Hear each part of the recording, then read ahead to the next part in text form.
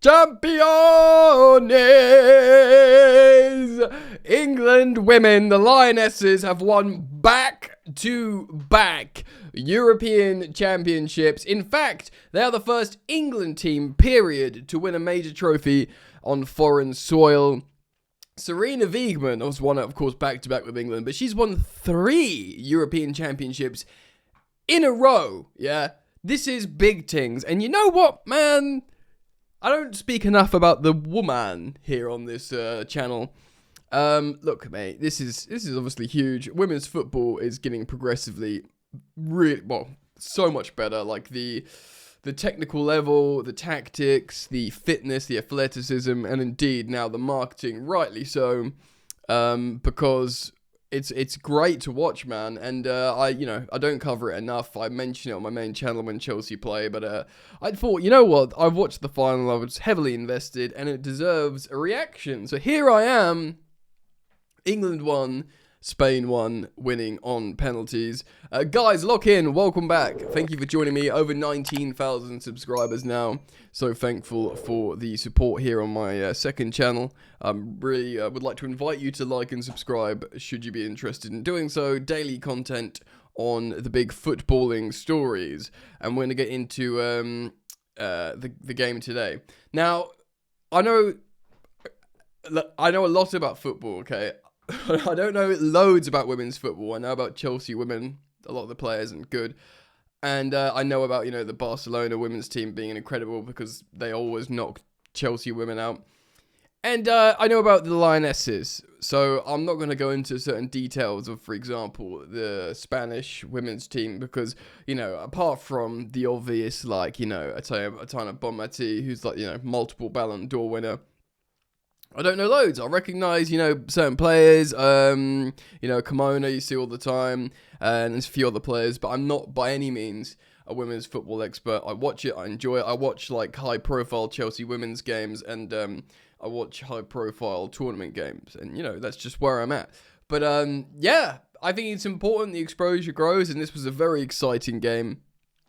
Hannah Hampton, Chelsea goalkeeper, being the hero in the shootout. And we're going to get into it. I'm going to use SofaScore for reference here.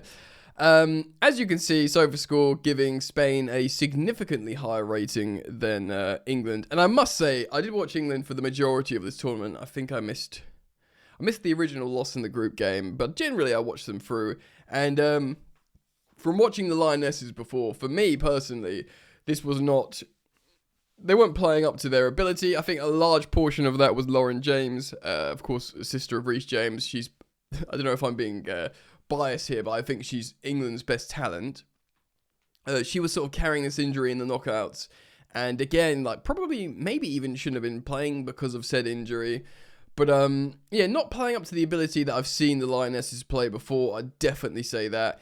And, look, some parallels were being made, some comparisons were being made to the England Euros when we got to the final and we sort of stank the gaff out, Southgate's last tournament, sort of blagging our way through. Do you know what I mean? It was through there'd be a Bellingham overhead kick and the depth and stuff like that. This wasn't quite that bad. It's not like the Lionesses were playing really badly, but they just weren't playing up to their ability, in my opinion.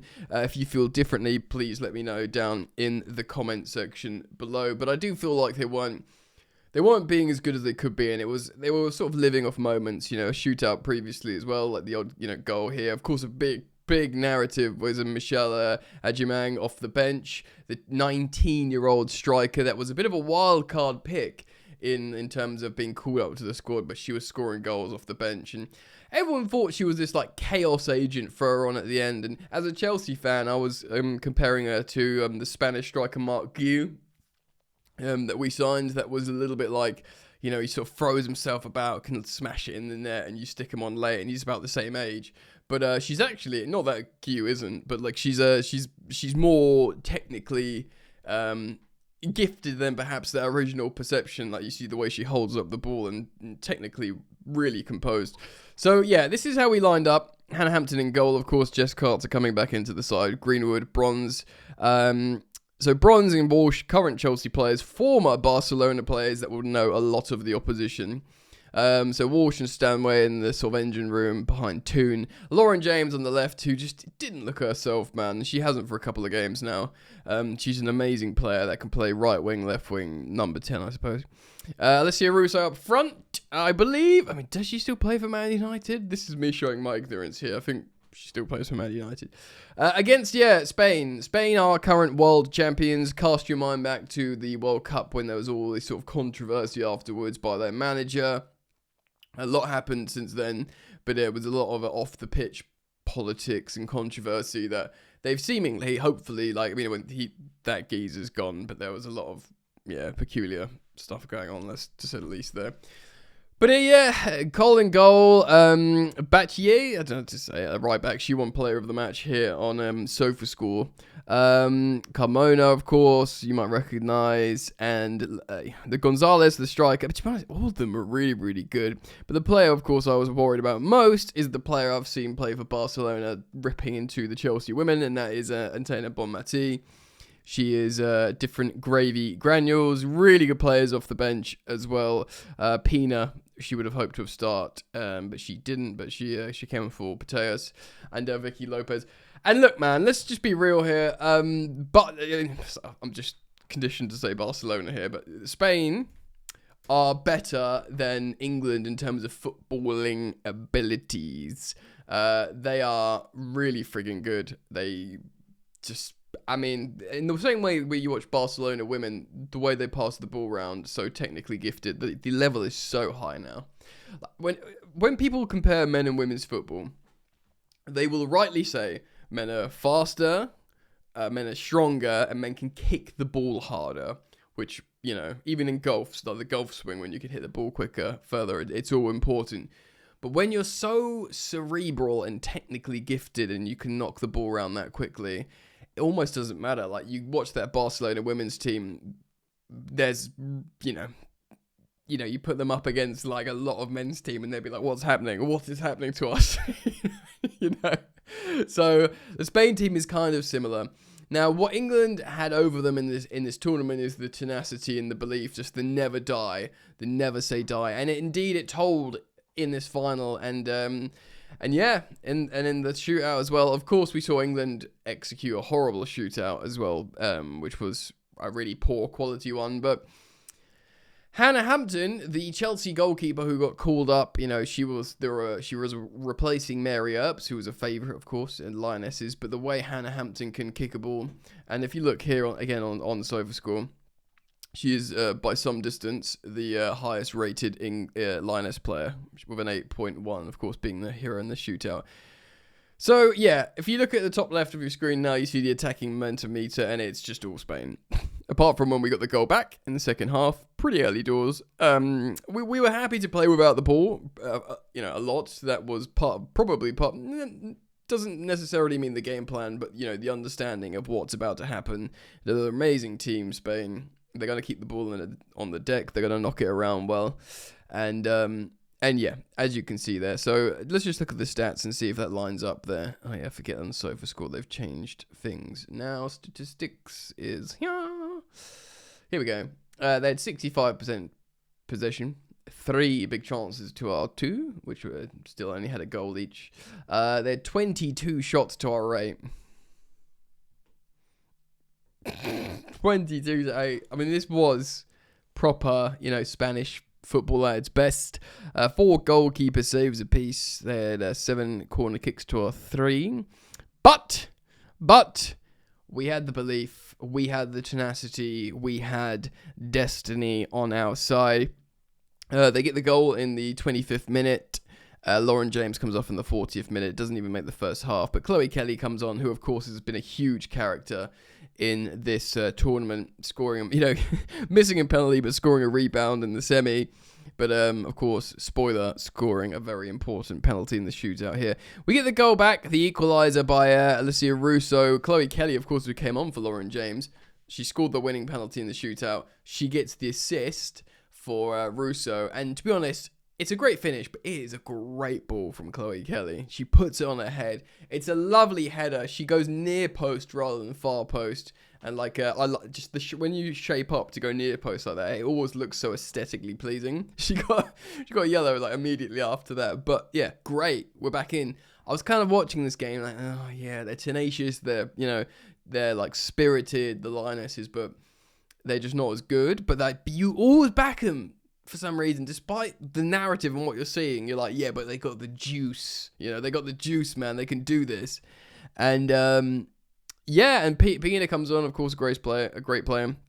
The substitute that we've all been waiting for, Michelle Edgerman, comes on, who's been scoring goals off the bench, winners off the bench, just basically causing chaos. Russo's done their bit. She's got the goal. Mead as well comes on at the 87th minute, and a couple of players comes on for Spain, trying to probably get a last-minute punch-in-the-face winner, but also in preparation for extra time.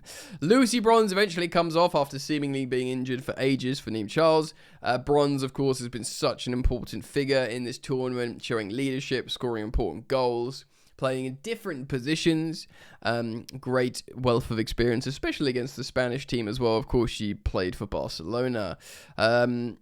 Clinton comes on for Stanway, and of course we see the shootout. Beth Mead takes the first one. She does the double kick.